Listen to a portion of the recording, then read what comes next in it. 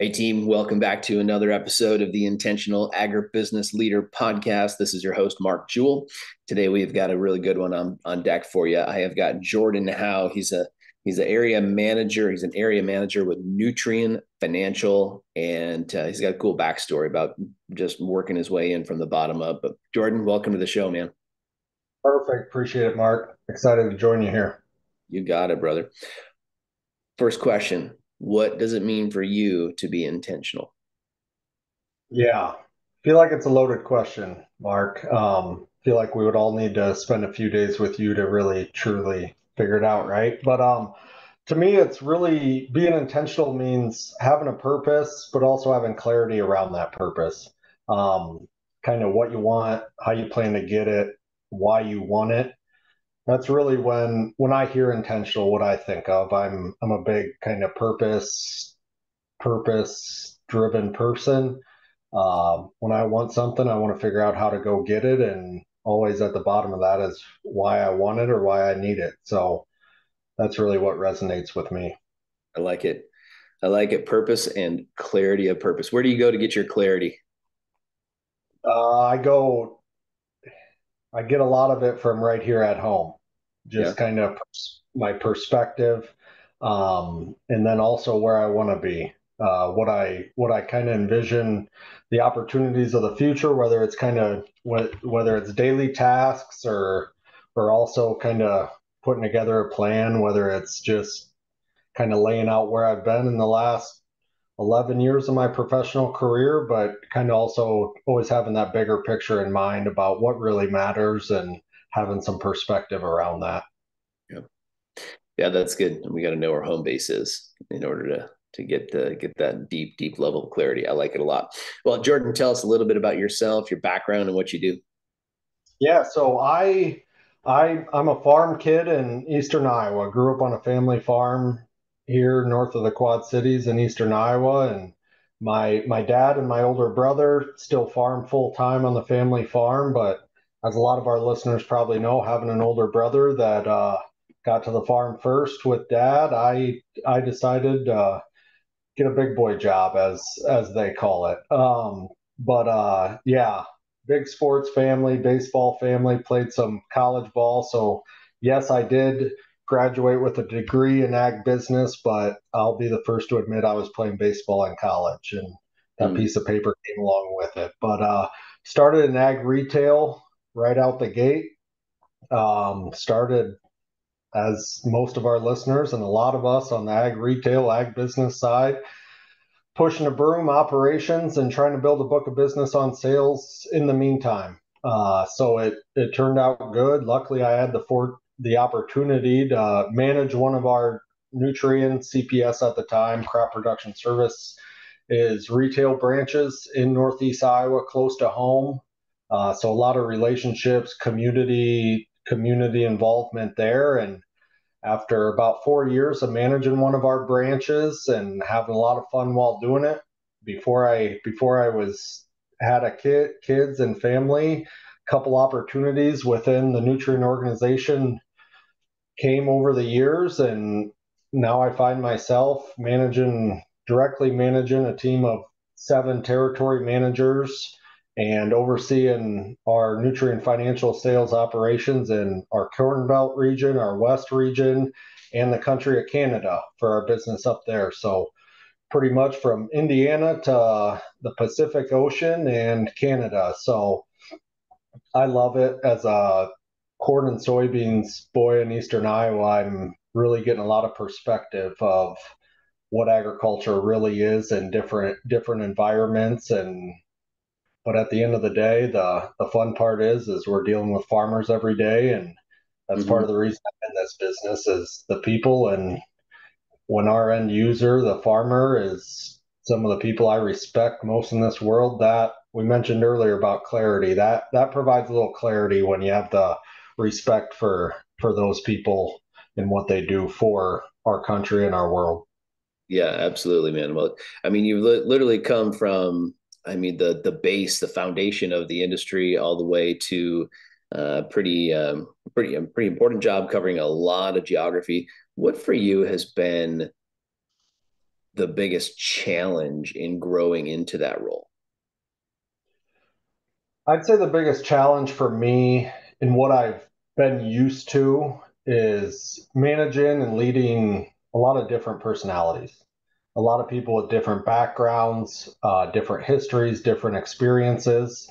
Um, I struggle. I used to struggle a lot more than I do now. I like to think I'm working on that, and a lot of that is just kind of gaining perspective over time.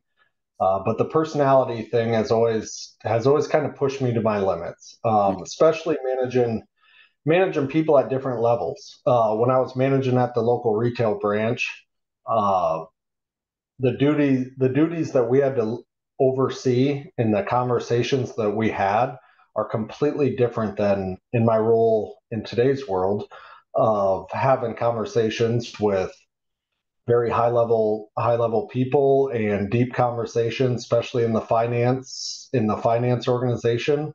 The different conversations with different personalities has been one of those where I think of it as a hurdle, but it's also where I've had to invest quite a bit of my time on just managing that, and kind of sometimes just whether it's pinching myself to understand, hey, I'm not talking to, whether it be I used to be talking to tender truck drivers. Now I'm talking to territory managers with higher levels of education and, quite frankly, a lot more experience than I have um, in several of these roles. So it's really just keeping the perspective of where everybody's at. Yeah. What have you done to bridge the gap in age? That's a big one that comes up a lot on the show when we interview younger leaders. And let's be real. We're missing a big bunch of potential leadership in kind of that middle age, from my age in the 40s into the 50s, and so we've had to fill in with some 20 and 30s age folks, to take some of these higher level roles. So managing people that may be 10, 20, 30 years your senior, how do you overcome that gap? Well, I think for me, a lot of it is just, first of all, I think some of that gap and some of those kind of self doubts when I look at being a leader and sometimes leading people that are twice my age or a lot more senior than me. I think a lot of those doubts I used to have, I think, were in my own mind. Whereas a lot of the people just want a good leader. They didn't care how young I was or if I was their age or if I had a little different shade of hair color that they had. They just wanted a good leader and someone that cared. And one thing that I kind of pride myself on is being authentic and being real. We're all humans in Mm, this business, so just being real, being clear with them, being yourself, and also helping them to be the best versions of themselves and just caring. I think that's what, whether it's a 25-year-old or a 55-year-old, I think that's what most of us are looking for in leaders, is someone who cares, someone who's going to help them get to where they want to be. Now, where those people want to be might look a lot different, but at the end of the day, they're looking for similar things, and that's just having a leader that cares and is authentic and real. So that's really where I go. I know there's a lot of generational differences, and depending who you listen to, who you read, um, as far as kind of what the priorities are. But at the end of the day, we're all here usually for the greater good, and it's a people business. So as long as yeah, we can keep that perspective, I think we're all can pretty much stay on the same page. yeah. What I'm about to say, Jordan, is potentially controversial, but I will say given the option, I would rather manage somebody 20 years older than me than someone in their early 20s. So I could appreciate that. And Yeah, I'm not poo-pooing on early career adults. Hey, we all had to go through it. We all have to go through it. But we all also, especially in the early 20s, early to mid 20s, feel like we sort of have it all together. Like we know it, right? yeah, Like we get that level of arrogance where we have not yet been put through the ringer of life. And maybe you haven't had kids yet, you haven't had to stay up all night with a puking, screaming, kid and deal with all that stuff, and then still get up and go produce the next day, yeah, right? You know, yeah. and then Oh, that's just getting started on the list of things that test us when we're in that early, first 10 or 15 years of our career. Once you get beyond that, life starts to, we start to get in a routine. You kind of find your swing, you know what you're about, but you also know that you don't know everything. And so I love to work with people who are humble enough to be open to the coaching, to be open to the feedback. And quite frankly, when you're dealing with somebody who has a good deal of experience, they're usually quite coachable and open and willing to even mentor you in some cases and kind of share their story. And at the end of the day, you're in a management role, an admin role in many ways, and they just want to make sure that you're doing your job and taking care of them, removing obstacles. Yeah, no, for sure. And I'm definitely cognizant of it. I mean, I think about myself as far as the conversations, how I react to things of myself 10 years ago, managing a retail branch at 24 years old, like everything seemed life or death with Yeah. that. I mean, when something happened, and now as far as just the perspective of having some life experiences, I got three wonderful, healthy kids. And just, yeah. Sometimes things that the little things that happen that at the time were big things, they're Mm-hmm. pretty darn little in the grand scheme of things. And just the opportunity of experience and learning from failures, I think, can be the greatest teacher on how to react, how to handle things, and learning from those moving forward. And quite frankly, uh, someone in their mid 20s just hasn't been able to have the life experiences. A lot of it's not their fault. Yeah. Um, Nothing wrong with Now, it. sometimes I would argue that when we have the 55-year-old complaining about the 25-year-old, I would argue and I would kick back a little bit about some of those attitudes and some of those priorities. I tend to ask the first question, say, yeah, but who raised them? Right? So there was we that generation learned from what they learned from the experience, the wanting a better life, having a better work life balance, having a little different priority. Maybe, I mean, some of these are stereotypes and just not everybody's like that, but thinking about some of those topics that come up when we think of the 20 something employee and what they want and what they value, quite Mm-hmm. frankly, a lot of times is a lot different than an older generation, which I can respect that. And I think a lot of that came from learning what is important from failures of previous generations. So I think most of us see that, but I think there's a huge opportunity there. And yeah, Well, the one thing can be stated that I believe is factual at this point, as I've been observing for my 20 years in the industry, everybody talking about the next generation and how that was the worst one to ever come along.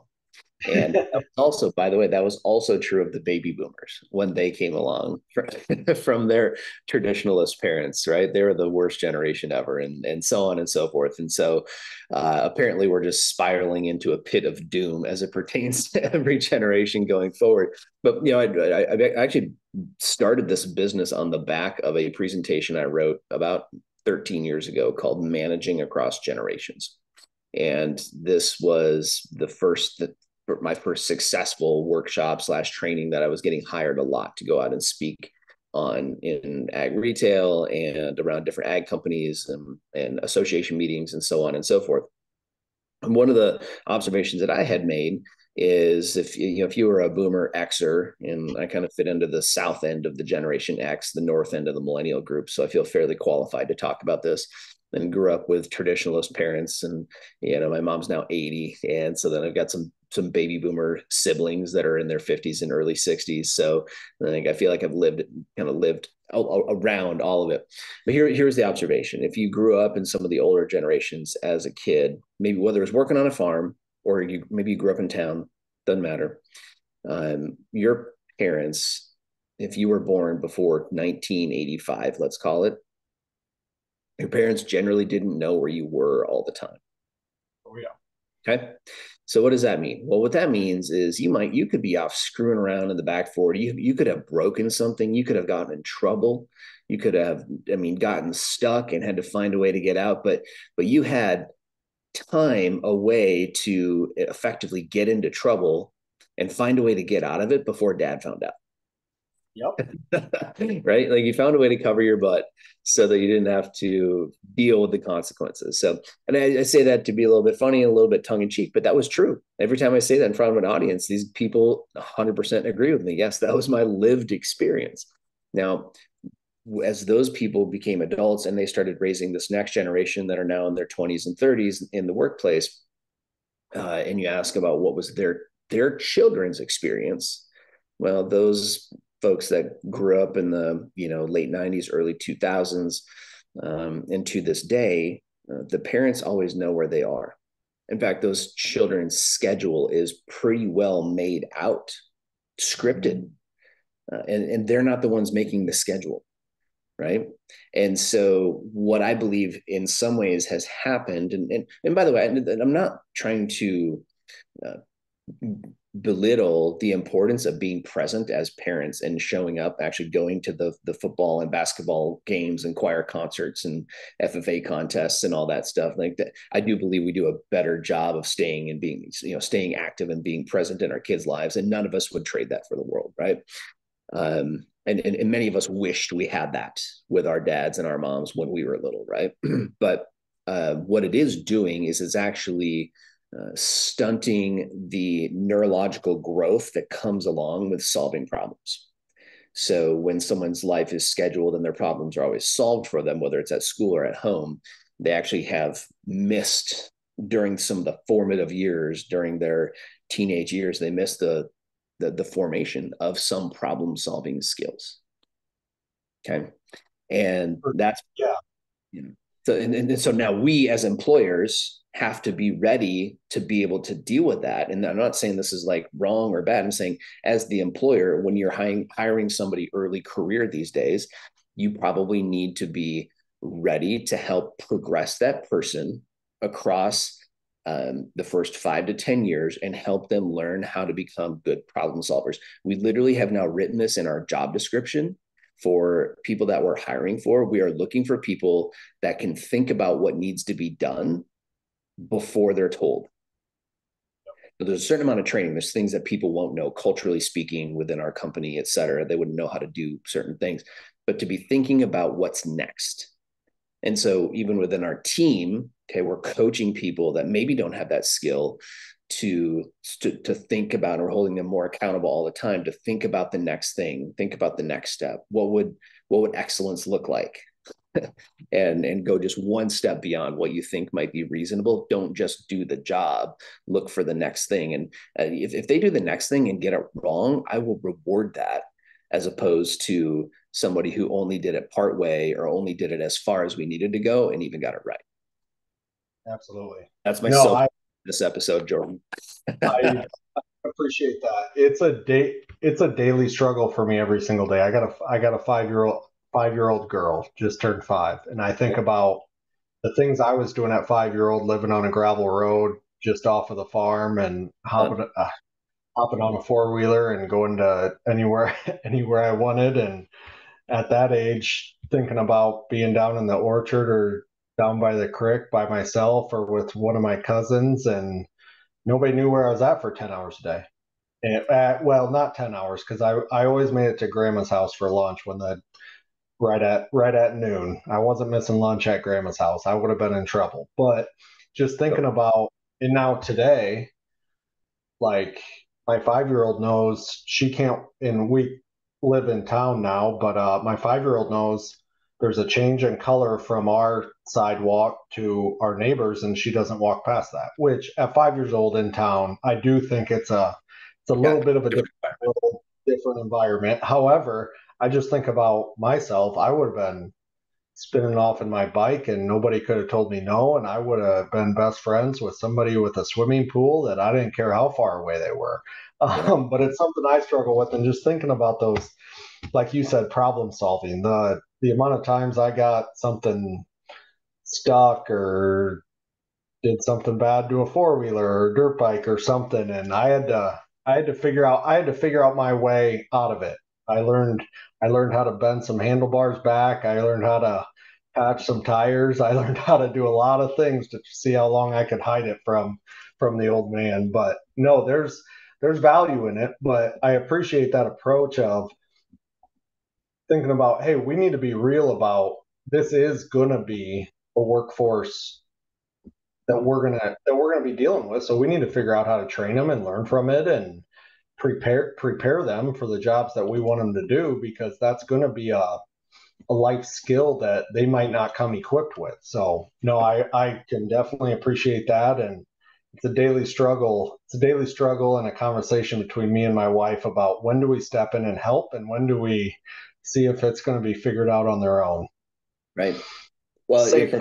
from a training as a trainer and a training company, when we look at designing training, I want to know what's already there, right? Foundationally speaking, what do they already know that's either similar to the thing that we need them to do, or what habits do they already have ingrained that we can leverage and start, and start by assessing that, and then we can add on to it from there. But I think everybody needs to have just a proactive mindset in anytime you're bringing someone on, uh, generationally speaking, in our younger generations, that we need to work them through a progression.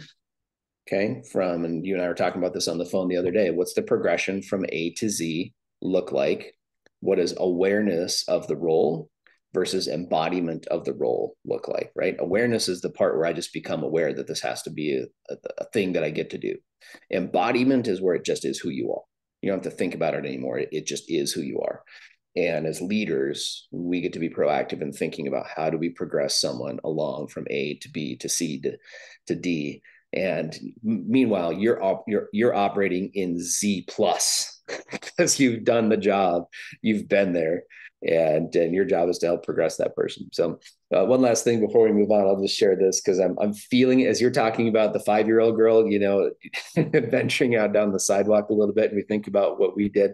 So my little 5-year-old is now 16, and I've got girls that are 16 and 14 still at home. And my 16-year-old recently got her driver's license, and so now she's and it's, you know what, it's been great, man, because we live quite a ways from town. It's about a half hour in, so I'm in my truck on days when I have the kids here at the house that I'm driving to and from school at least 3 hours. So I'm getting 3 hours a day back into my life, and so I'm super grateful. And it's not that I don't trust her. It's that I know what I did when I was 16 and I had that level of freedom. Yep, I can appreciate that. That scares the crap out of me. It does. And I mean, we're in the driveway praying over this vehicle every morning before they leave. Yeah. So good stuff, man. Well, in terms of, I mean, you work in a very large organization. I think people would be interested to hear, from a talent attraction, retention, culture building. We'll kind of lump those two questions into one today, Jordan. What works for you? What has worked for you as an experiencer of that? I'm just maybe we can riff on that for a minute because I'm curious how. You're in let's be honest, the biggest ag organization in the world. Yeah. So when I think of like what our company's doing, I'd say it's a lot different when I look at kind of how I picture it from a leadership perspective. As a company, I think they're laying the groundwork. Great 401k, providing opportunities for work-life balance, all that. But they can only do so much as the largest organization. So I think a lot of that comes down to the leader and really when I think of that, or because I think of my employees that I lead every day, and also others on our team throughout the organization, that every single person in there is very valuable. And if we got a letter that said, "Here's my 2 weeks notice," it'd be a tough day to find and replace them. There's a lot of value in the team that we've created here within the large organization. So one thing I think about and kind of strive to is as I've been approached by different companies, but I've worked for the same organization since the day I graduated college. So one thing I pride myself in, or want our leaders to pride themselves in, is just trying to create a work environment that others can't really mimic or match. And I think a lot of that is understanding what your talent or what your employees' wants and needs are, to have a capacity to fulfill them. Have it be more than, because it is going to be more than the 9 to 5 job where they clock out and throw the phone down and are reluctant to get home, or create an environment that Monday mornings don't suck. Um, and I think a lot of that is just understanding their wants and needs, but also not just that, but giving them the tools to push those wants and needs. Because what I wanted a month ago is completely different now. And I think some of that comes from motivation, but we, I don't really feel that you can completely motivate someone. That's kind of a feeling they have, but trying to give them the capacity to create an environment that fulfills them. Um, and also just focusing on, and to be honest, Mark, I learned a lot of this from you, and I've always thought it, but it kind of brought it to light of just also create an environment where we're trying to support them and help them become the best version of themselves, because that's going to create happiness in the daily grind. And hey, sometimes it is going to be a grind, but if we're always trying to get better in that, I feel like it just makes it hard for the grass to even look greener on the other side, as long as Yep. we can fulfill them in that way. So I focus mostly on more so the personal aspects of it and the relationship side of it, hoping that we're creating an environment that they would be they would be scared to leave their current role, because I think through experiences they might not know that they would get that elsewhere, Yeah. which is the goal. I'm not saying I'm doing that perfectly. That's what I'm working towards, and Yeah. that's Yeah. what we're all trying to get to, right? So I don't. If one of my team members listen to this, said, "Jordan, you're full of crap." That's what I'm going for, and that's what we're trying to do here. And it's a growing process. It's a learning curve, but I don't know. That's part of the reason I'm still at the same company, and have have looked at some other stuff, been contacted of the other stuff, but quite frankly, I have the feeling that no one else could provide what we have right now. So that's what I'm striving to create as a leader. Mm, beautiful. I love it. Well, and I love the certainty that comes behind that, and really this piece around creating that work environment. Right, that's a very intentional task. Here's where I think a lot of people go wrong or just maybe miss the mark a little bit, is that they actually don't grasp the power that they have as leaders to be able to do that. I know that I got this wrong for a long time. I didn't understand how much power my words carry in the leadership role. Because I think at the end of the day, like we all sort of have this small town, like, who am I to be in this role sort of capacity, right? Like you talked about at the beginning of the show, like, came from a small town farm kid, now managing a team in 2 countries across an entire continent, right? And so I mean, we should be humble in that role, and we should feel lucky, and we should feel blessed. And at the same rate, we also, I think, are called to step into a higher level of ownership and really owning the role and recognizing when I speak, it matters. I need to really not watch what you say. I don't want people to be scared at what they're saying, but be intentional with what you say, right? And this is why it's called the Intentional Agribusiness Leader podcast, is because we believe if you become a more intentional version of you, that will show up in your environment, and then therefore it empowers your team to do so as well. Yeah. So No, and just to expound on that, I also think there's a level of just authenticity and just being a leader and being who you are.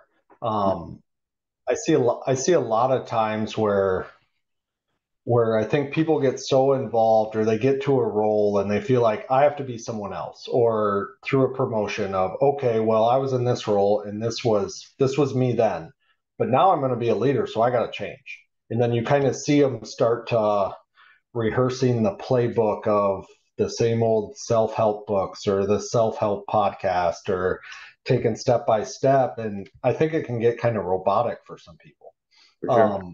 Whereas I think there's a lot of value in just sticking to the roots of what got you there and being yourself. And hopefully who you are is the reason you're there.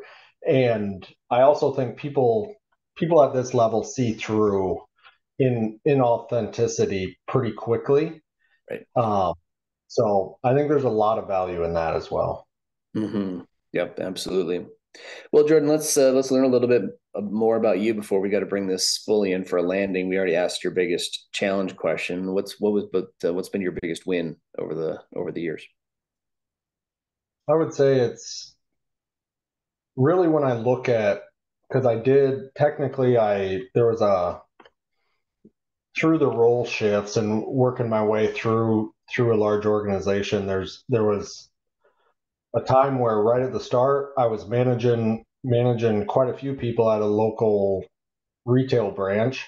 And then technically a hiatus from managing or having any direct reports to now back on that side of things. But I think I've learned a lot in just understanding that a lot of the most of the doubts were doubts coming from myself.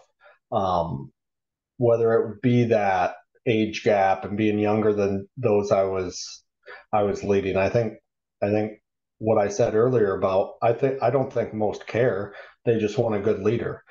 One other thing I'd say my one of my biggest wins that I'm kind of proud of myself in is just kind of the perspective of investing in myself so I can be more confident as a leader. Part of leading a team or being a leader isn't about, in my opinion, isn't always about just meeting deadlines, hitting numbers. But if I invest in myself on a more physical, mental side, and I'm in a good place there, I've noticed it dramatically increases my capacity to be productive. Mm-hmm. So I would say that my biggest win is kind of not associated with a specific story of, hey, we did this, or hey, we did this, or I reacted this situation this way. It's gaining the perspective of kind of investment in myself makes me better at what I can do. And I think it makes everybody else better around me when I'm in a good spot, which I always laugh because that probably sounds selfish, but if anybody hasn't been through any of yours or listen fully to your side of things, I'm trying to coach that, hey, being selfish is a good thing as long as we're doing it in the right ways. And I I'm a better person when I'm selfish for my hour in the morning. Now with a newborn, you can only be so selfish with that time. So it changes still having priorities there, and perspective. But when I have my hour in the morning of working out, just doing something to move, what it does, yes, it's great for physical, but what it does for me mentally, Mm-hmm. um, has been very impactful for me. Yeah. Well, you bring up a really good point, man, and I appreciate you doing so because, and just to qualify what we mean when we say like be a little bit selfish, it's okay, is we teach something at the Thriving Leader called the law of infusion. And the law of Yep. infusion states that I can only infuse others, meaning I can only pour into others, lead others, do good for others. I can only infuse others to the degree that I first infuse myself. And infusing can come in a lot of ways, right? It can come through a workout, healthy eating, drinking enough water. You guys always see me. If you watch the YouTube videos of these, you'll see me on the show or on the clips. I'm always drinking water. Why? Cheers. Your body's, cheers, right? Your body's mostly water. So you got to keep feeding it water. I think especially in the ag industry, we understand animal nutrition and we understand crop nutrition really, really well. And we understand ourselves really, really poorly. Yep. Right. And so, what does that mean? Well, what my experience, and by the way, we have worked with dozens upon dozens, if not over 100 companies over the last decade, which means we've worked with thousands upon thousands of individuals. And I see a lot of people that are surviving through the day physically, mentally, and emotionally, just getting through, just muddling through because they bought the idea that I am here. If I'm going to be in this role, if I'm going to be in this leadership role, by gosh, I better sacrifice everything so that nobody thinks that I'm wasting time, I guess, not prioritizing them or something. It's all these stupid stories that we tell ourselves. And yet, because people are operating at less than optimal versions of themselves, they're actually doing damage to relationships. They're missing details, they're missing dollars, they're missing opportunities to be there and be present. Because often the challenge or the trigger that someone's having in your team meeting actually has nothing to do with the trigger. Oh, for sure. Yeah. But you don't have the capacity to figure it out because you're too tired. And nobody wants to hear that actually working on yourself is the more optimal way, because that would mean that people would have to get out of their comfort zone and sacrifice who they are today just a little bit. So I'll step off that soapbox for a minute. I do appreciate you bringing it up. It is an important thing that I wish more people would get, because we spend all this time and money trying to optimize crops for an extra few bushels. It's the conversation every time you introduce a new product, and it's going to get you an extra 3, 5, 6, whatever, and that equates to X amount. But you don't like, well, okay, well, what's one thing you could eat or eliminate from your eating this week that would give you 5% more energy? We all have something like that, you know. So, all right, with that, man, let's. What books are you reading? Podcasts? Anything you would recommend to the group? Oh, I've been slacking on reading. My wife would joke, I read a lot of half books. Um, but no, mostly with my schedule and everything, I jump in and out of a lot of podcasts, Yep. being on the road quite a bit, traveling. But I'll be the first to admit they're not all stuff that's going to be earth shattering or develop as leaders, because a lot of my podcasts, being a big sports fan, my Mm-hmm. regular lineup is around the sports lineup, which I don't know if our listeners can reach out to me if they want to know my view on sports and who I'm a fan of. But I do catch myself diving in. Probably shouldn't name the title. Not all of it's politics, but Andy Frisella, Mm-hmm. he's from the 75 hard deal. I get into his a little bit. Resilience, another one that I've kind of thrown into the regular lineup.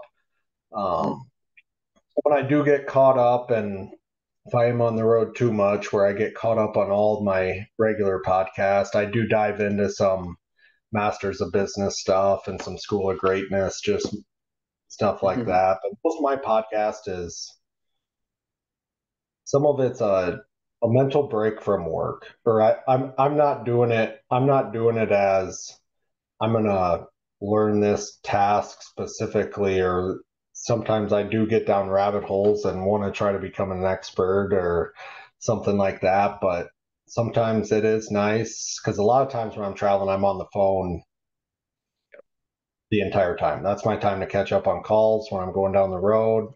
And so if I can throw on one of my sports podcasts that gives me a little mental vacation for a few minutes and go back and forth, I find myself there, and it helps me be a little more mentally clear.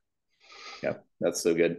I have fiction books on my Audible that are Yeah. just head trash for no better term. But sometimes I just need to shut it off, because I spend most of my life either doing training or then listening to training. And I have I mean, we're a coaching company, but I also have a coach, a couple of them, and so I'm listening to their content, going through the calls that I can't be on physically, And so I feel like I might take in easily 5 hours of content per day that's professional development related. And I know I may be on the extreme end. Some days it's more, I'll be honest, if it's a long road trip or a lot of flying. But sometimes I just need to like not be in the work mentality. And I think that's you need a little something to throw in there that's a fiction book, something that your brain, your imagination can just run with. Yeah. No, it's good, and it it also helps me kind of keep. And it's not every day. Like I for if anybody listens to Pardon My Take, um, they'll understand what an AWL award winning listener goes. There's an hour podcast 3 times a week, so there's 3 hours of my life that, yeah, I could be getting really good at something if I dedicated those 3 hours to something else. But sometimes that's just what I need. I need to listen to some mindless sports takes that maybe I agree with or completely disagree with, and just let it go for a little bit. But yeah, no, I can appreciate that. You bet. Good stuff, man. Well, any last thoughts before we fully bring it in for a landing here today? No, I'd just say one of the things that from yours, and one big takeaway that I'm like really working on now, especially with this role. I'm home. I'm in my basement right now. My family's upstairs right now. Is one thing I really work on, that for the listeners, that from yours, I know everybody's dealing with it, but I heard a good one the other day on work-life balance, and it's be where your feet are. Mm. Um, that I'm really working on. It's hard when you're at home sometimes, and especially with a newborn. But I just wanted to share that. Be where your feet are is really what I'm working on. Sometimes, right? The email doesn't need responded to right now at 8:30 p.m. because someone's on the Pacific Coast or something, and you can get it tomorrow or get it after the kids go to bed. But that's really where I'm going. So no, I really appreciate the time, Mark, and avid listener of the show. I should have shouted out um, your podcast on what I'm listening to, because I will say it is in the regular lineup. All right. That's what we So like to hear. That's what we like to hear. That's good. one, Yeah, for everybody listening, remember, just go ahead, like, subscribe, leave a 5-star review so we keep pumping this thing up. And it's yep, performing really well. We're getting as of the beginning of June when we make this, and this will come out in a couple months, but we're the downloads have been really good, really impressive, at least from our end. And yeah, a lot of people are getting this. So appreciate you saying that. But Jordan, thanks for being on the show, man. It's been great. yep, I appreciate you, Mark. Thank you.